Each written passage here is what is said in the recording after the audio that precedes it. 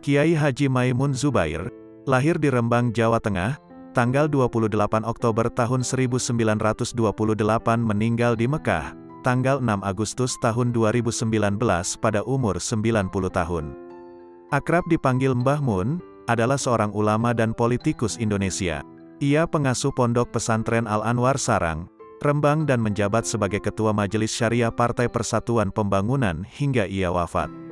Ia pernah menjadi anggota DPRD Kabupaten Rembang selama 7 tahun. Setelah berakhirnya masa tugas, ia mulai berkonsentrasi mengurus pondok pesantrennya. Ia pernah menjadi anggota MPR RI mewakili Jawa Tengah selama 3 periode. Maimun merupakan putra pertama Kiai Zubair Dahlan dan Nyai Mahmudah. Sang ibunda adalah putri dari Kiai Ahmad bin Syuaib, pendiri pesantren Al-Anwar yang kelak diwariskan kepada Maimun. Ayah Maimun, Kiai Zubair Dahlan, adalah sosok guru yang telah melahirkan banyak ulama di tanah air, meskipun tidak punya pesantren sendiri. Dikutip dari buku 3 Ulama Harismatik Nusantara karya Amirul Ulum, keilmuan dan kealiman Kiai Zubair Dahlan bahkan diakui hingga ke negeri jiran. Mbah Mun juga dididik langsung oleh ayahnya sedari kecil. Ia mempelajari ilmu-ilmu ajaran Islam dengan baik. Bahkan, saat remaja, Maimun sudah hafal berbagai kitab seperti Al-Jurumiyah, Al-Imriti, Alfiyah Ibnu Malik, Matan Jauharut Tauhid, Sulamul Munawwarok, dan masih banyak lagi. Tahun 1945, Maimun menimba ilmu di Pondok Pesantren Lirboyo, Kediri. Saat itu, usianya baru menginjak 17 tahun. Ia diasuh oleh para ulama di Lirboyo, diantaranya Kiai Haji Abdul Karim atau Mbah Manap, Kiai Mahrus Ali, juga Kiai Marzuki. Maimun kemudian pergi ke Mekah saat usia 21 tahun bersama kakeknya, Kiai Haji Ahmad bin Syuaib. Sang kakek membawanya berguru kepada ulama-ulama besar, termasuk kepada Sayyid Alawi bin Abbas Al-Maliki, Syekh Al-Imam Hasan Al-Masyad, Sayyid Amin Al-Qutbi, Syekh Yasin Isa Al-Fadani, Syekh Abdul Qadir Al-Mandali, dan lainnya. Pulang ke tanah air, Maimun terus memperdalam ilmunya.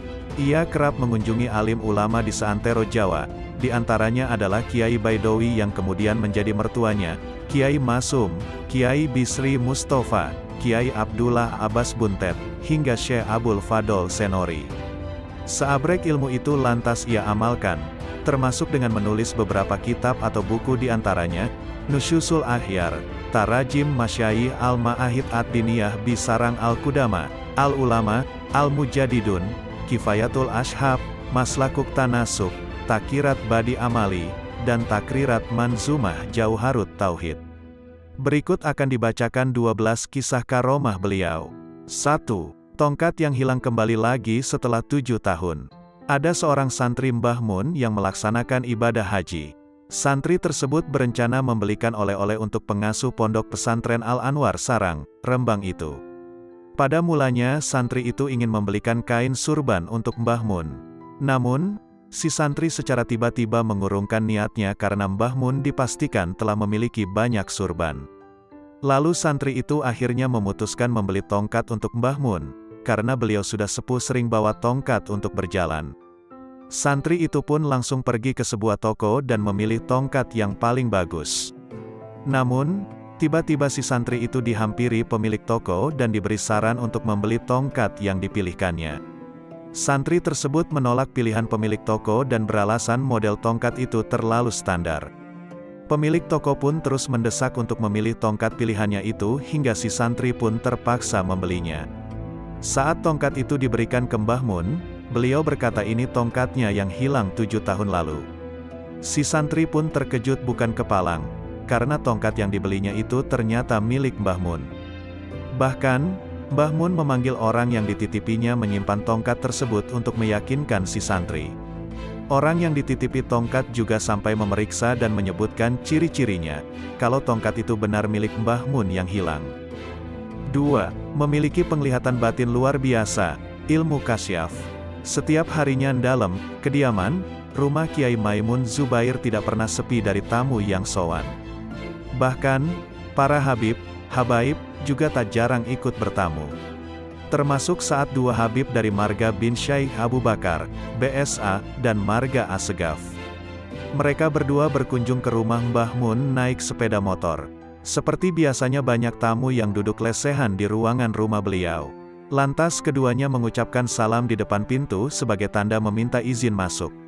Banyak tamu yang merespon wajar. Hingga pada saat Mbah Mun merespon sigap menyuruh mereka berdua mendekat, para tamu mulai terpancing perhatiannya. Lantas beliau berkata, "Antum as-Sakaf, kamu bermarga as-Segaf." Serta kepada abis satunya lagi, "Antum BSA, kamu bermarga bin Syekh Abu Bakar." Tentu saja salah satu Habib itu terkaget-kaget dalam hatinya.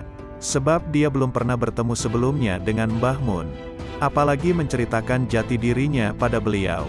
Lantas salah satu dari Habib memberanikan untuk bertanya, "Mbah, bagaimana bisa tahu marga kami ini as-Segaf dan BSA?" Mbah Mun langsung menjawab, "Dilihat dari matanya saja sudah ketahuan." Sebagai tamu spesial, Mbah Mun meminta pada mereka untuk masuk ke ruangan dalam. Mereka dijamu makan. Setelah selesai beliau meletakkan 2 amplop di meja makan sambil berkata, "Yi, panggilan untuk Habaib, ini 2 amplop, satu untuk bekal Habib dan yang satunya untuk kebutuhan Habib." Semakin tambah terkejut kedua Habib yang saling bersahabat itu. Sebab ternyata isi amplop untuk kebutuhan sama persis dengan apa yang diperlukan oleh 2 Habib tersebut. 3. Bertemu Nabi Khidir. Dahulu ketika Mbah Mun menyantri di Pondok Lirboyo Kediri, Jawa Timur, pernah ditemui oleh Nabi Khidir alaihi salam.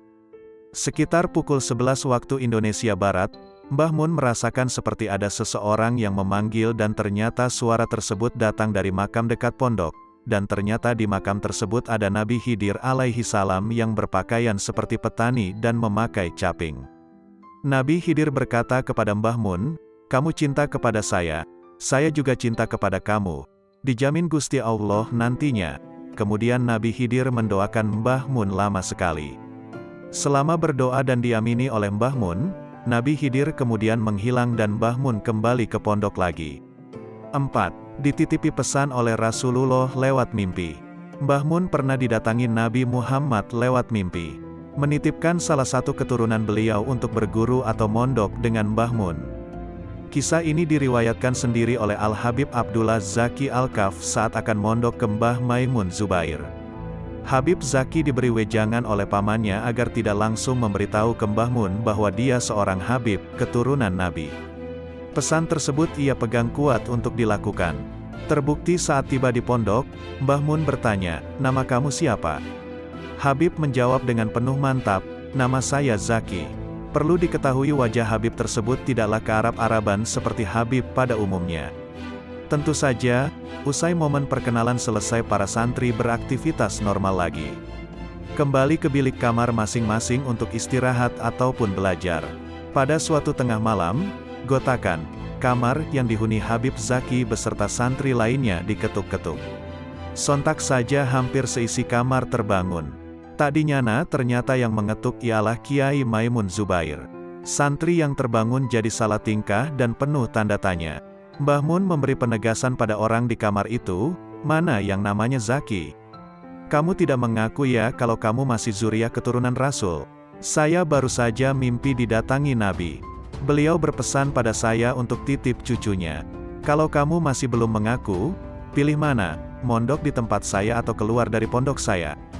Sebagaimana diketahui, Mbah Mun merupakan sosok yang dikenal mencintai dan memuliakan keturunan Nabi. Sebagai bentuk akhlak baik pada keturunan Rasul, serta tentu bentuk memuliakan Rasul pula.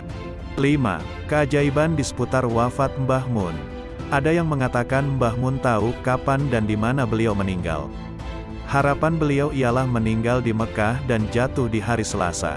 Semuanya terkabul. Sebelum meninggal beliau pernah memberi pertanda secara tersirat pada orang yang menemui di Mekah. Ada tamu yang menemui Mbah Mun di hotel tempat beliau bermukim. Dia ingin tahu sampai kapan beliau menetap di Mekah, agar orang lain yang masih ingin sowan bisa menyiapkan waktu dulu. Dia bertanya, "Mbah, mohon maaf nanti di sini, Mekah, sampai kapan enggih?" Mbah Mun menjawab, "Sampai tanggal 5. Si penanya kebingungan. Bagaimana di Mekah bisa sampai tanggal 5? Sedangkan ritual haji akan selesai dilakukan sampai tanggal belasan. Si penanya berpikir positif bahwa yang dimaksud sampai tanggal 5 ialah tinggal di dalam hotel yang sedang beliau tempati saat itu. Tak cukup dengan hal di atas, saat di hari wafat, alam sekitar seakan ikut menyambut. Mendung dan hujan turun di pagi hari saat beliau wafat.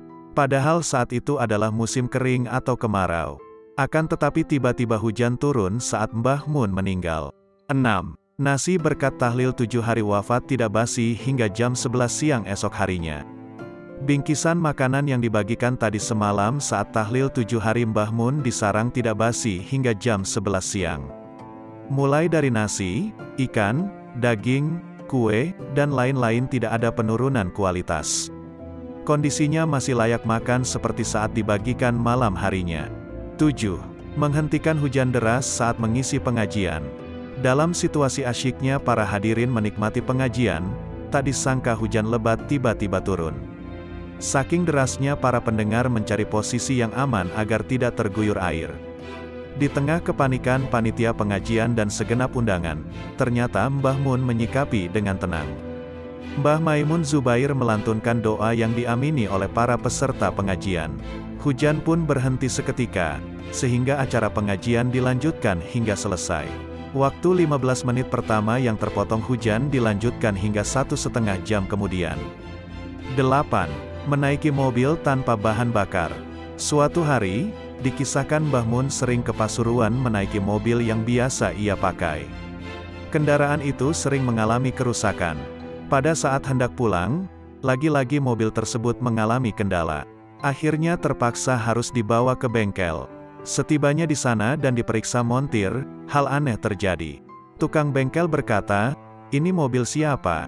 Sopir yang mengantarkan mobil Mbah Mun menjawab, "Ini mobilnya Kiai Maimun." "Emangnya kenapa, Pak?" Montir itu menjelaskan sambil terheran-heran. "Ini selang bahan bakarnya terlepas. Tidak nyambung antara tangki dengan mesin. Kok bisa mobilnya jalan?" 9. Melipat waktu atau melipat bumi. Saat Kiai Fatlolan masih kuliah di Universitas Al-Azhar Kairo, Mesir, Kiai Fatlolan diminta oleh Mbah Mun untuk mengantarkan ziarah ke makam Imam Syazili. Akan tetapi saat itu Kiai Fatlolan agak kebingungan karena waktu yang dimiliki Mbah Mun sangatlah minim atau terbatas.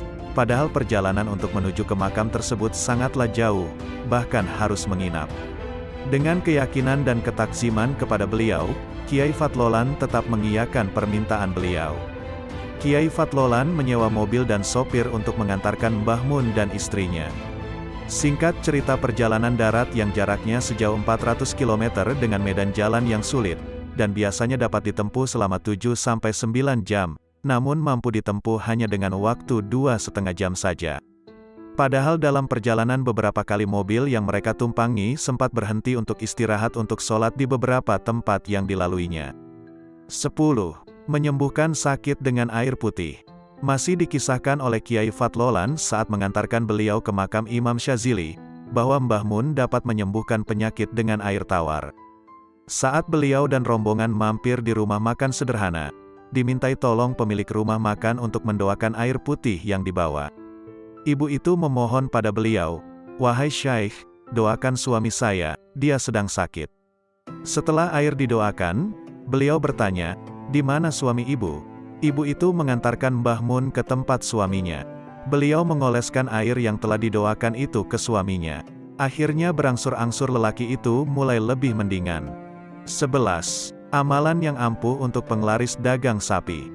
Ada kisah juragan sapi yang sedang mengalami krisis keuangan akibat bisnisnya sedang rugi. Musibah itu tidak hanya dialami oleh dia saja, tapi hampir semua pebisnis bidang persapian mengalami kelesuan. Ia sudah mencoba melakukan berbagai cara tapi ujungnya tetap macet. Tahu akan cobaan hidup itu, salah satu alumni Pondok Sarang menyarankan pada juragan itu untuk sowan ke Mbah Mun. Singkat cerita, malam tiba. Setelah mengutarakan permasalahan hidupnya, juragan sapi itu hendak pamit. Mbah Mun melarangnya pulang. Harus menginap malam itu di pondok dulu. Kalau tetap ingin pulang, beliau tidak akan mau mendoakan. Juragan itu menuruti arahan beliau. Selain untuk mendapat doa, juga karena atas arahan teman supaya menuruti kemauan beliau. Tak lama setelah sowan ke dalam Kiai Maimun Zubair, segala keruwetan bisnis juragan sapi itu mulai berangsur-angsur hilang. Geliat jual beli sapi mulai terlihat. Dagangannya mendatangkan untung besar seperti sedia kala. 12. Restoran Mesir terbakar setelah menipu Mbah Mun. Kiai Fatlolan menceritakan saat ia dalam perjalanan mengantarkan Mbah Mun dan istrinya ziarah ke makam Imam Syazili. Mbah Mun meminta terlebih dahulu untuk mampir ke sebuah restoran yang bergandengan dengan hotel. Malam itu mereka memesan makanan seafood. Setelah makan, Mbah Mun memberikan uang 300 pounds Mesir kepada Kiai Fatlolan. Uang sebanyak itu seharusnya sudah cukup untuk membayar total dari makanan yang dipesan. Akan tetapi sang kasir berkata jika totalnya 750 pounds Mesir. Langsung saja Kiai Fatlolan mengeluarkan uang dari dompetnya untuk menambal kekurangannya. Tanpa diduga, Mbah Mun mengetahui kejadian tersebut. Mbah Mun pun menanyakan mengapa jadi bertambah banyak total pembayarannya. Kiai Fatlolan pun akhirnya menjawab jika total pembayarannya menjadi 750 pounds Mesir. Mengetahui hal tersebut, Mbah Mun pun tidak ridho dan berkata, "Bukan dari golongan kita, Masya Allah." Saat mereka keluar dari restoran tersebut, tidak lama kemudian, restoran tersebut terbakar bersama dengan hotelnya dan tidak mampu dipadamkan.